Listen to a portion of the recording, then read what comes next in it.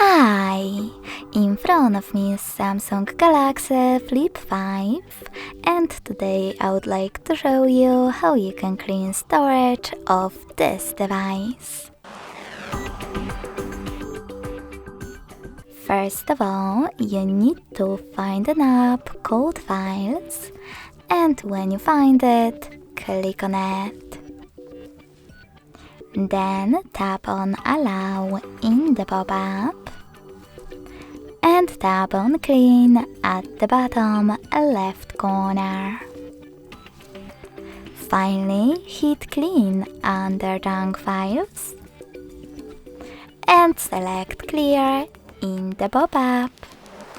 So when I do that, as you can see, storage of my device was successfully checked and cleaned. Thanks so much for watching. If you enjoyed this video, don't forget to leave a like, comment and subscribe. Bye!